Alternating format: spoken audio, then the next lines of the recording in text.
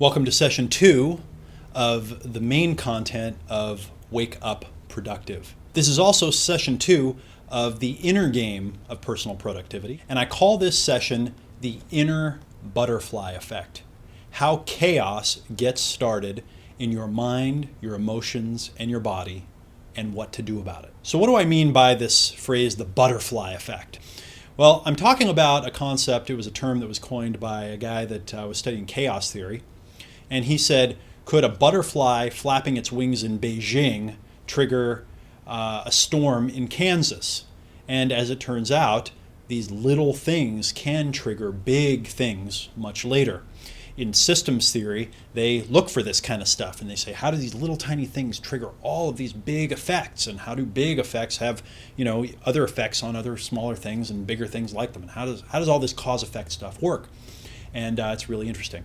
Well, the inner butterfly is the inner butterfly that's flapping its wings in Beijing, causing the storm in Kansas is, mentally, have you ever had a thought where something pops up in your mind and then it triggers another thought and then another thought and they just start swirling and swirling, and before you know it, a half hour's gone and you've got nothing done except worrying or thinking about the exact same things that you thought about yesterday? And it's all a bunch of just thoughts that swirled up and created a hurricane in your mind.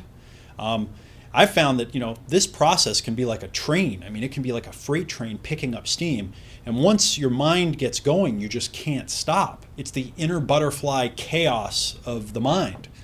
What about emotionally? What about emotional butterflies?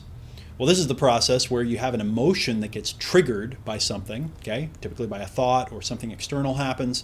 You go, oh, and you get fear, or something happens and you start to get excited about something, or something happens and it triggers jealousy or some other emotion, and then that triggers another emotion and another, and then they start layering on top of each other. And then what does that do? Well, it triggers a bunch of thoughts, and then the thoughts trigger the emotions, and it gets going. What about the physical aspect? What about physical butterflies? Well, there are a lot of different examples of this, but some people, they can't stop fidgeting, and they start fidgeting and they get busy and they focus on their fidgeting, and then that makes them nervous and they start feeling more nervous. Or how about an external physical butterfly? An area where you're disorganized. Maybe you lose your keys all the time, and as you're hunting around looking for your keys, you get distracted and you lose something else, or you find something you haven't found in a while and that distracts you, and then you're going through something else. Or maybe you have a totally messy work area and everything's gone, you're always digging through it, and this acts as a chaos fire starter. And next thing you know, you're just lost in this thing. And of course, these all work together. These are all what I call inner butterflies.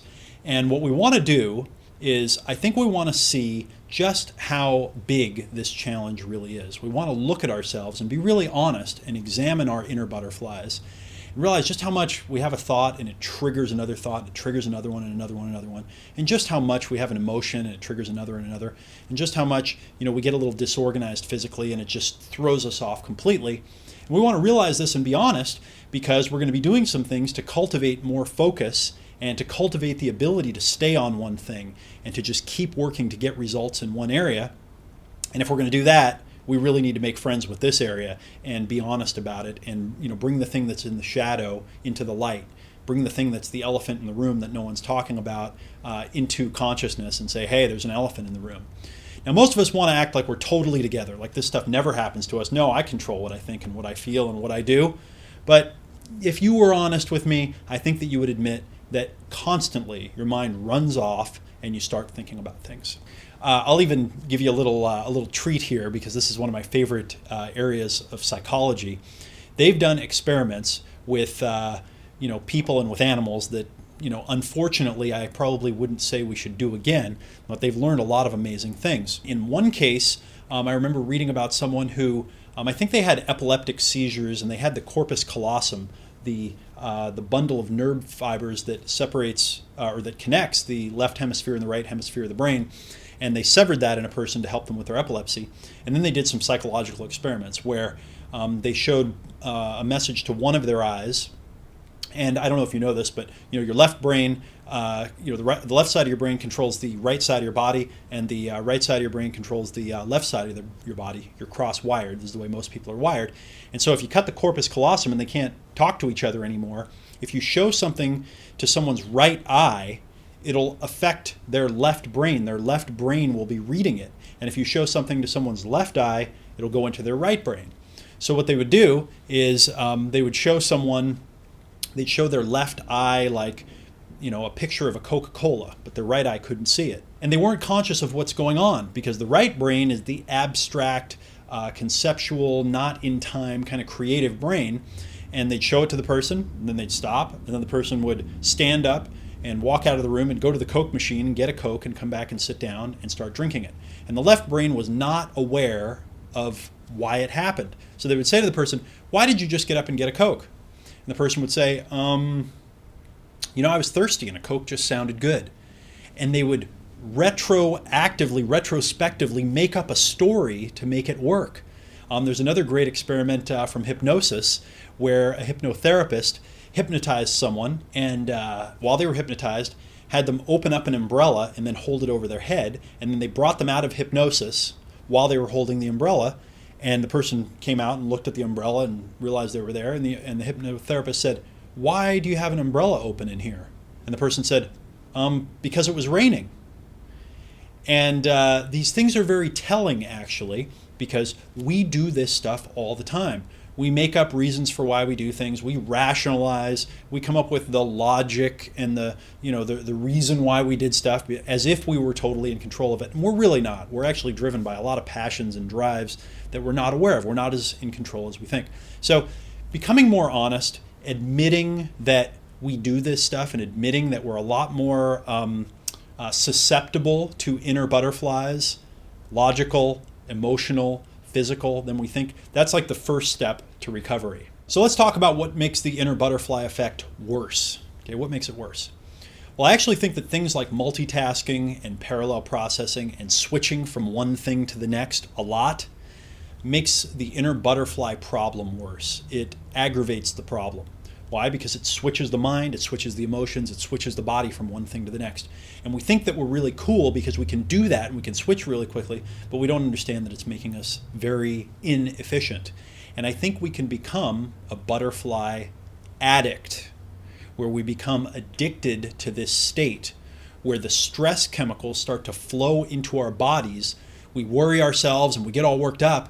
And then when we're not worried, we don't have the stress chemicals. And since we're kind of addicted to them, we get fired up to them, that we go, oh, I got to get myself fired up. My mentor, Jerry, used to say, some people are addicted to their struggle.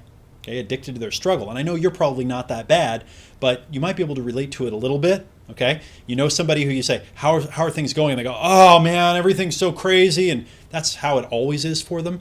Well, if you call somebody up and you go, how you doing? And they go, oh man, everything's crazy, more than about 3 or 4 times, they're probably addicted to their butterflies. They're probably addicted to their struggle. They can't get out of it. And they've probably been switching channels so fast and doing so many things and allowing their mind to just, float off like a butterfly flapping its wings and triggering a million other things. And they've been doing it for so long that it's become their identity. It's who they are. They don't know any better. So that's one challenge. We want to, if we're kind of addicted to that state, or we're, totally caught up in it too much, we might have to take some extra measures to get this handled. But it's something I think we should talk about and something that we should at least address. So what happens when you start noticing your butterflies? What happens that first time that you have one of those trigger thoughts and you see yourself going right off into the next thing and the next, and you catch yourself and you say, hey, wait a minute. I was going to focus on doing this one thing and now I'm getting distracted. Well, that is a moment that you might call waking up. Okay, that is waking up right there. The title of this program is Wake Up Productive. The title actually has several different meanings. I mean it in a lot of different ways. We started off by saying you're going to wake up productive. In 90 days, you're going to wake up and you're going to be productive. Well, we want to wake up every day and feel productive. We want to wake up being productive. But also, there's kind of a state of mind or of consciousness where you start to notice things that used to be habitual. And when you have that noticing moment, that I call waking up. That's awareness. That's what we were talking about before. That's awareness. You wake up for a second. And when you wake up and you see it, you have to do something in that moment. You have to put something in place that helps you get control of that thing. And we're going to do an exercise right now that's going to help you do that. So first thing we're going to do is we're going to write down our butterflies. Okay, we want to make a big list of all of our butterflies. And we want to make them in 3 categories: mental, emotional, physical. What are those triggers? What's a trigger thought that triggers a whole bunch of other thoughts? What's a trigger emotion that triggers a whole bunch of other emotions? And what's a trigger in physical reality that triggers? It might be a feeling inside you, or it might be a feeling outside you that triggers you to just go off and get busy doing a bunch of things obsessively, right, without any consciousness. So we want to write all of those down right now. So here's what I want you to do. Go ahead and take about 5 minutes right now and write down all of the butterflies that you can think of, those trigger thoughts, trigger emotions, trigger things physically that trigger you to get off, start flapping the butterfly, and start the storm. Okay, you want to just maybe make a list of 3 or 4 each on a piece of paper. Press pause, do that, and then come back when you're finished. Go. Okay, great job. Did you have a little bit of awareness there? Did you have a little bit of an aha when you did that? Good. So now what I want to do is I want to use the power of visualization to see if we can get you started noticing those butterflies when they come up. Look down on the list that you just wrote. Okay, look at the list. See if you can find the one biggest butterfly. What's the one trigger? Might be mental, might be emotional, might be physical, that just sets all of the rest of them off. Okay, where's the big one for you? Okay, put a little star next to it. Okay, good. Here's what I want to do. I want you to do a visualization right now where I want you to close your eyes. Just go ahead and do that right now. Close your eyes.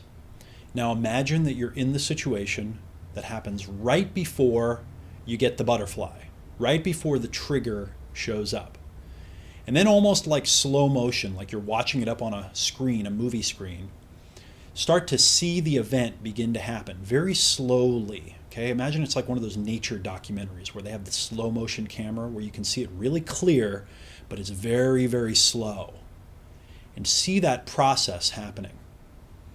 Good. Now run through the whole process and see how it triggers you.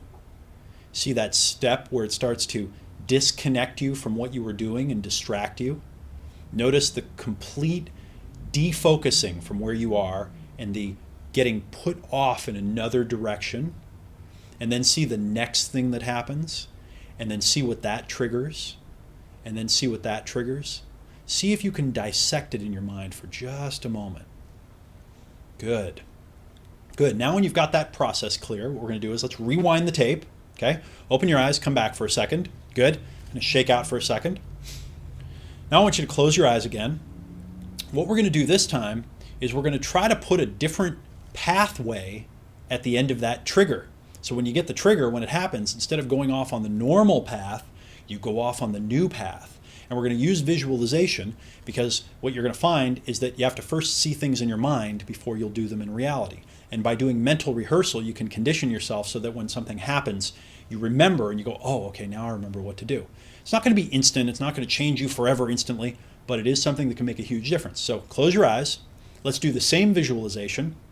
But this time what we're going to do is at the end, when you have the trigger, you're going to wake up in the visualization. You're going to wake up and you're going to realize that you just got triggered. You just had a butterfly set off, and you're going to stop. You're going to take a deep breath. You're going to let it go, and then you're going to go right back to what you were doing, and you're going to go right back to your focus. And you're going to feel a little charge of energy like, yeah, okay, that was cool. I took a little bit more control of myself. Okay, good. Let's do the exercise. Close your eyes. Now imagine the butterfly. It's just about to come. It's just getting set up. Now imagine that trigger happening that triggers the butterfly. And now instead of the next thing getting triggered, visualize stopping, waking up for a second and having awareness. Okay, yeah, there's the butterfly. Taking a deep breath. And then going right back to what you were doing the moment before that trigger happened. Good. As soon as this is over, I want you to do that exercise in your head 5 times. Okay, do the visualization 5 times, exactly like I shared it with you. You're going to visualize the trigger event, and then you're going to visualize stopping, taking a deep breath, pausing, having awareness, seeing it, and then going right back to your focus. Good. So that's your exercise for this week. Now, what I want to do is I want to add a couple of refinements. I've got a couple of little extra credit things for you to do to add on to your personal success ritual in the morning. Because what we're doing over this month, this 30 days, is we're trying to do our personal morning success ritual every single day. And we're going to add a few tweaks each week to just keep tightening it down and keep making it better and better and clearer. You are doing your personal success ritual every morning, right? Okay, good. So here's what we're going to do. The first thing we're going to do is we're going to start getting enough sleep. Okay, we're going to start getting enough sleep. Stress is one of the most damaging forces on you, your life, and your body.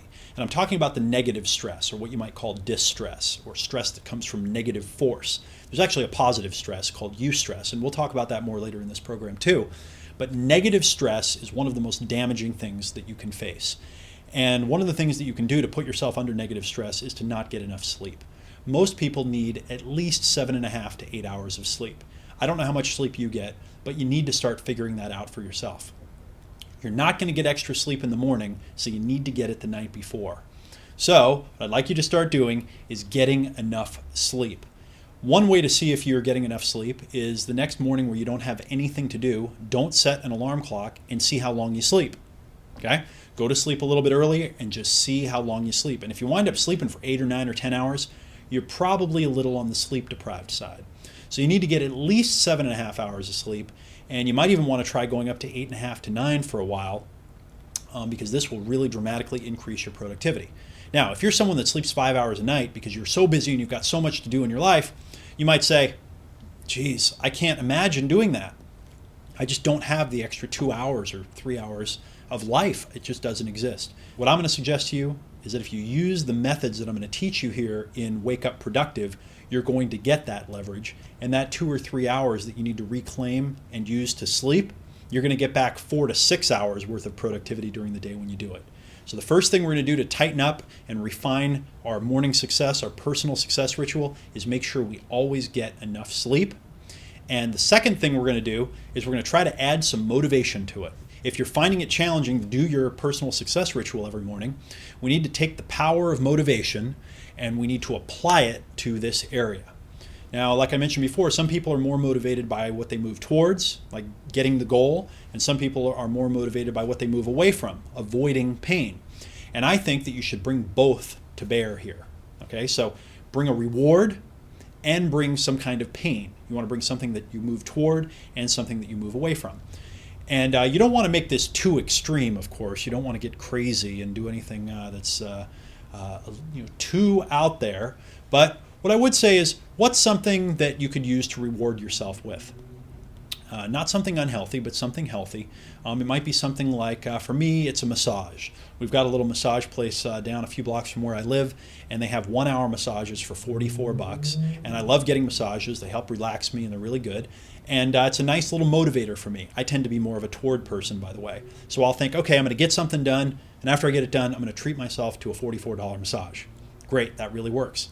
Now, away from motivation is also very, very powerful. We're going to talk about accountability later, but one of the things that you might do is you might get some accountability. You might get a friend and say, here's what I'm going to do. I'm going to do my morning ritual every morning, and here are the steps, and I'm going to email you every day by 11 a.m. and tell you I did my morning ritual. And every day that I don't do it over the next 30 days, I'm going to give you $20. And that's the deal. Okay, that's like an away from kind of thing. And that's some accountability, but it's more away from. We'll talk more about accountability down the road here. But get yourself a toward motivation and get yourself an away from motivation to make sure you do it. You're going to notice that when you're in awareness, when you have the aha, that's the moment when you have the wherewithal, the power to put those things in place. You are never going to put toward and away from motivation in place when you're actually in the moment and you're in resistance. You're trying to resist gravity and you're standing there looking at your exercise shoes and going, I don't want to do it today. You are not going to call up and tell someone, make me do it or I'm going to pay you $20. You're not going to do it then. You have to do it now. So right now you might be having a moment of awareness. As soon as this session is over, you might want to sit down and put those rewards and those away from motivations in place. You might want to email a friend and say, look, here's my morning ritual. I am committed to doing this every single day for 30 days. Or, you might say, I'm going to do it 6 days a week or whatever and take Sundays off if that's a little bit more rational or reasonable. But I'm going to do this every day for 30 days. And for every day that I don't do it, I'm going to pay you $20 for 30 days. That's when you'll really do it. So when you get up in the morning, you won't even be standing there looking at your shoes going, you'll be like, I don't want to lose the $20 today, so I'm getting right into it. You're also going to find, by the way, if you've been doing this for a week, you're getting close to escape velocity, you're getting up some of that speed. You find that it's getting easier and easier and the resistance is getting less and less, all right? And if you fall off the wagon, make sure you get right back on. Because one of the things that I've learned about habits and rituals and routines and getting these into your life is that if you try something for a week and then you fall off the wagon and you get distracted, for me, traveling does it. I'm trying a new ritual, I'm putting it in place, and then I get on a plane and I fly somewhere and I'm gone for a week and I have meetings all the time. And I don't even remember that I got off track until I get home and I'm like, oh man, I haven't done my ritual for a whole week. Get right back into it immediately. And you'll find that the second time it's a lot easier because you've already gone through the moves. And whereas you were resisting in your mind, I remember how hard it was when I started. I don't want to do that again. The second time is a lot easier. And if you have to do it a third time, the third time is even easier and easier. So right now, while you have some awareness, put a toward motivation in place for yourself. If you do it every day for 30 days, and put an away from motivation in place for yourself. Something that's not too big, but that will really motivate you. And I think if you find that if you use the power of toward and away from motivation, you get some leverage on yourself, that you're going to wake up in 30 days and you're going to have your ritual done. You're going to have it, it's going to be integrated into your life and you're going to feel pulled into it. So that wraps up session 2. Make sure and do your inner butterflies exercise 5 times. Get enough sleep, and make sure that you're putting some toward and away from motivation in place for your ritual. And I'll talk to you again next week.